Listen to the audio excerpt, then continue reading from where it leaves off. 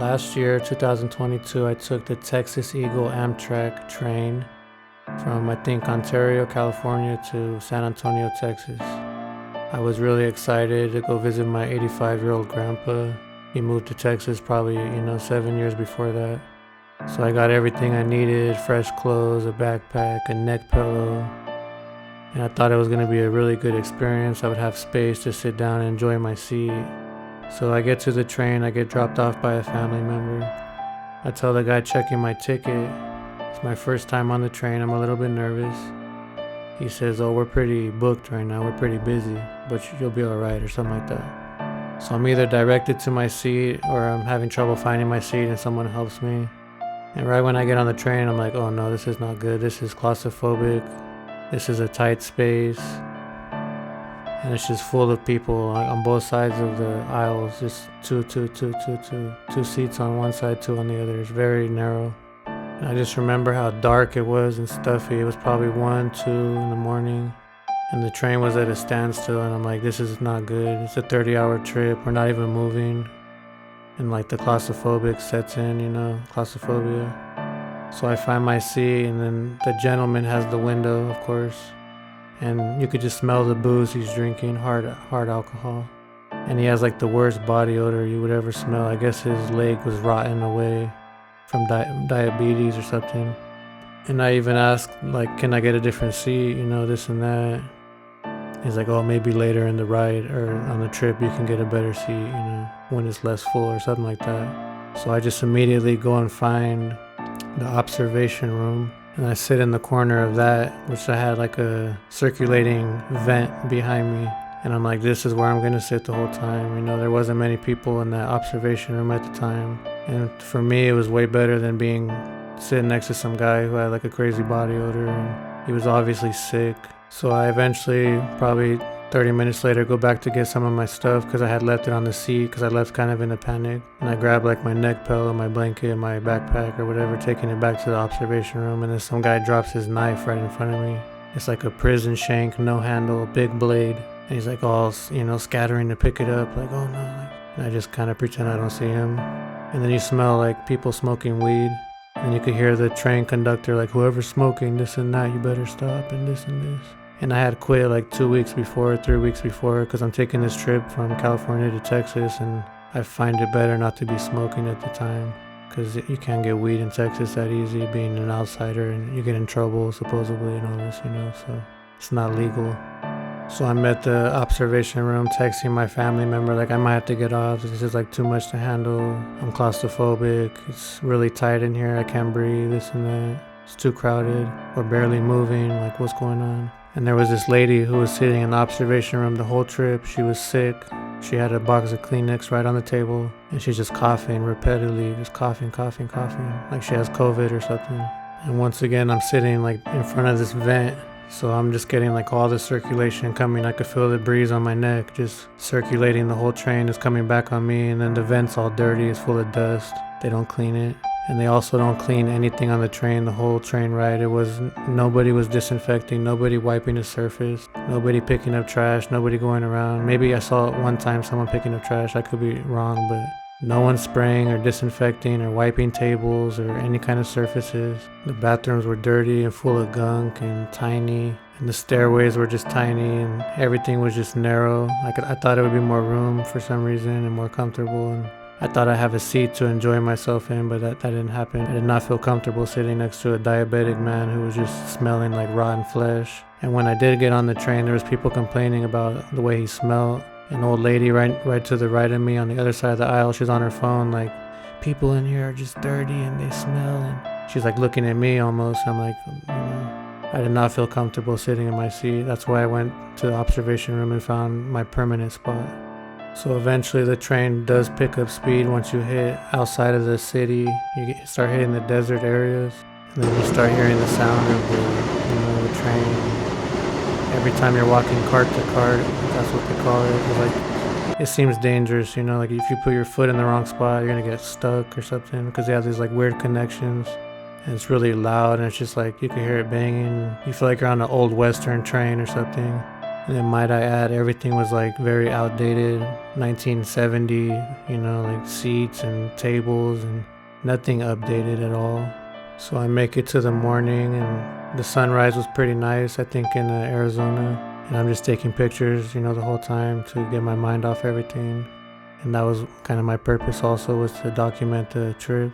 So rewinding a little bit, I remember on the first stop, I tried to get off probably 30 minutes into the trip just to get fresh air because I was having like a panic attack. And they said, no, you can't get off. What are you doing? This isn't a fresh air stop. And I didn't know nothing about a fresh air stop. And apparently you only have like 4 or 5 the whole trip from, Los Angeles to Texas. So they have you trapped in this train with no fresh air. You can't crack a window. And you're at the mercy of whatever happens. You have to wait for those select stops where they say, hey, you get 10 minutes fresh air. So literally the whole trip, I'm just like staying in the observation room. And during the day, it kind of got a little bit better. You enjoy the views. Because at night, you're trying to look outside and you can't see anything, maybe a light in the distance. And that's not good for the nausea. You want to like keep your head forward and focus on something in the train. Because the train bends, you have like different carts and you don't know where to look. You're just kind of rocking back and forth for many hours. You get nauseous after so many hours. So I would buy ginger ales and have some ice. I always tip them $1 at the snack bar. And I just sip on those to keep me from getting nauseous and help with the motion sickness. And then I remember seeing some Mormons, I think that's what they're called, like the ones that don't use electricity and they live off grid. And a fun fact, I took Amtrak when I was like 10 years old to Montana from California. And I saw Mormons then also, so apparently they do ride the train a lot. That was probably the most enjoyable part, was just observing these Mormons who were sitting in front of me and seeing how calm they were and just watching the desert and taking pictures. So eventually it does get dark again and I'm trying to get off on one of the stops and for some reason they're not opening the door. And it's just me and this older gentleman, 70, 80 years old. He has like a U.S. Army veteran hat. And he just cracks the window open, like emergency exit, so we can get fresh air.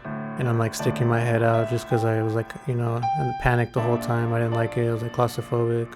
And then sure enough, the train conductor eventually comes and he's like, threatening me, like, what is that? What does that say right there? I said, I didn't do nothing, I didn't open it. He's like, what does that say right there? So I read it, it's like, do not open, emergency exit or something. And I was like, it wasn't me. And then either right before that or after, I was trying to get out through the dining area, like trying to go down. I guess that was the kitchen. I thought I can exit through there. And then the guy working that cart, he was just so rude to me. He's like, you can't be in here, because I wasn't first class or something like that. And he was like so angry and just so rude, and he had a disgusting look on his face. One of the things I really hated about the train was just the humidity and the lack of fresh air. And then the way the employees were all angry and they weren't happy. None of them looked happy, not even the snack bar guy. Well, I don't see how you could be happy like doing that job. He's like standing backwards the whole time, rocking back and forth. So eventually we're by the Mexico border. They stopped the train. And then we have Border Patrol agent come on and he's like checking everybody with the flashlight. Where are you from? This and that. Where were you born? This and this. So that felt like an invasion of privacy and they're holding us up just to check for people. And then hours before that during the day, you had this guy who dropped his knife that I mentioned earlier.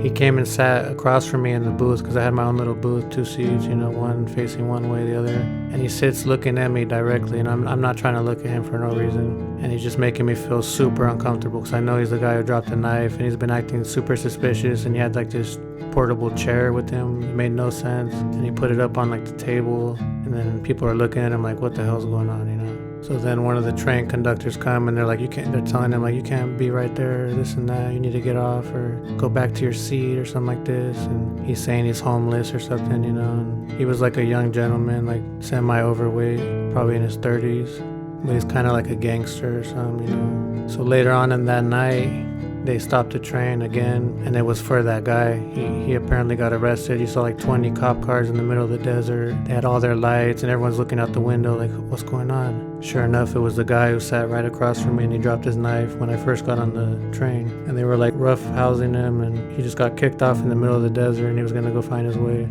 So at this point, you're just counting hours like, okay, I can't wait to get off this mess, I don't know if I already mentioned it, but they did not wipe any surfaces down. It was just not one person was cleaning or disinfecting anything. There's sick people on there. You had like unruly passengers, people with like diabetic odors and rotten flesh. And then I remember some guy had like a medical issue, and then they went on the loudspeaker.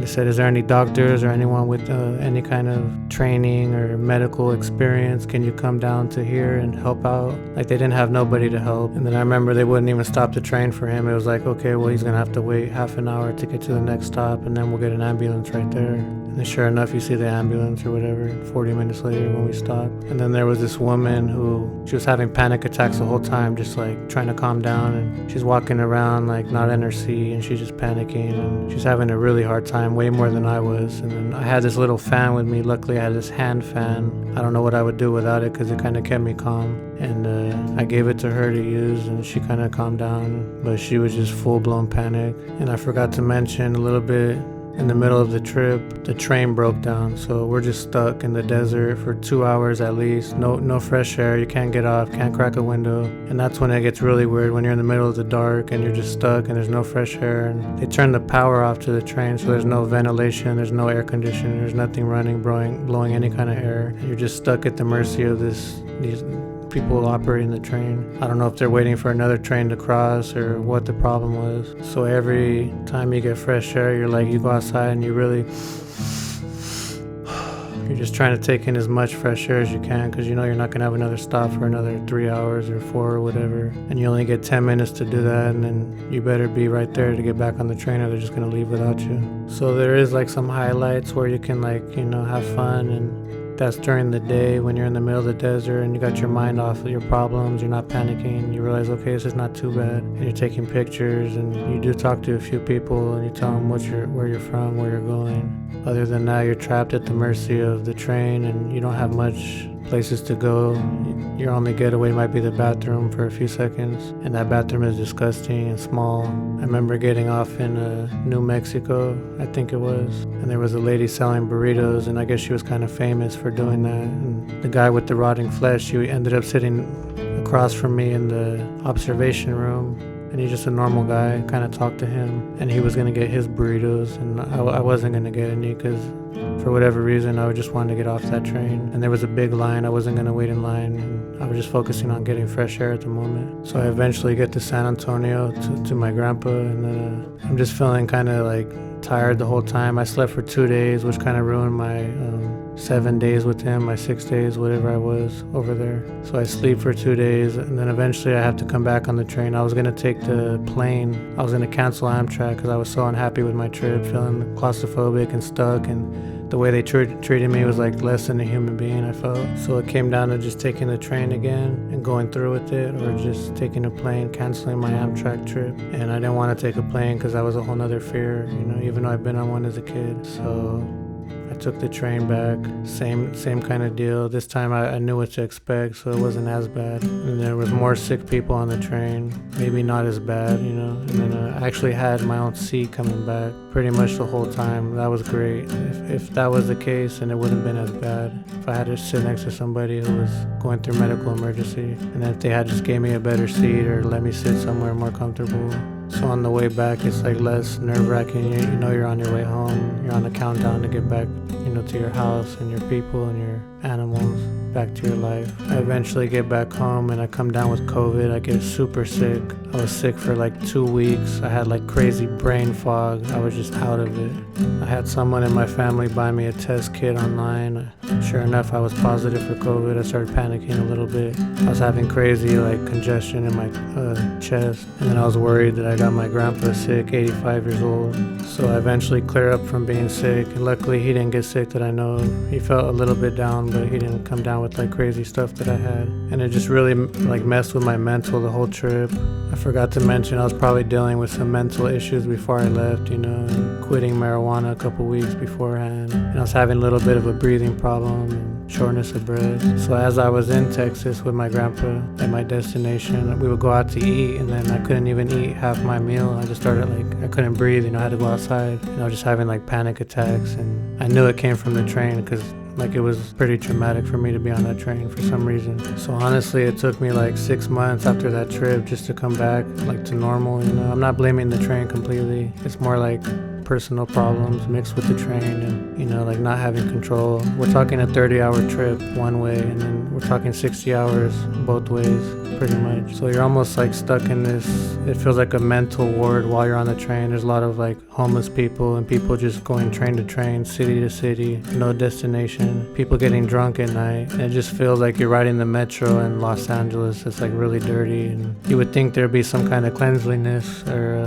some kind of level of respect for the people riding the train, but that wasn't there. So of course I made some complaints to Amtrak, and they kind of like, they blow you off, you know, and then they give me a $50 certificate for everything that I went through, and I was like, I'm not even gonna ride the Amtrak. What is this gonna do for me?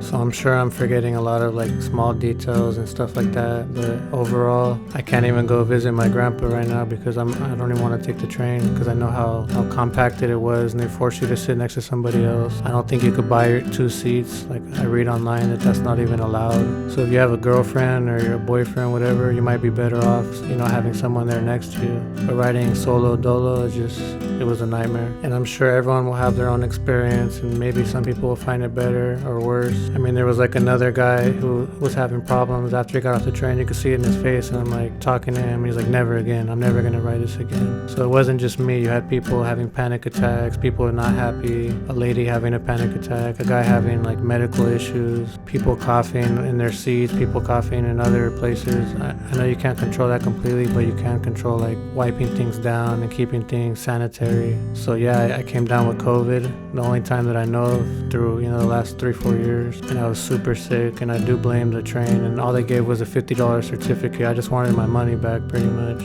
and luckily I didn't get my 85-year-old grandfather sick, you know, because he's had heart surgery, a heart attack 20 years ago, so I don't think that would have been good for him. And once again, like I said, I've been having mental issues, and, you know, I've experimented with psychedelics in the past, so I have HPPD. I see like certain things, and I got bad vision and stuff like that. So I'm not blaming completely on the train, you know, like there's some stem issues that came before that. So this is just my experience taking the Amtrak Texas Eagle from Ontario, California to San Antonio, Texas.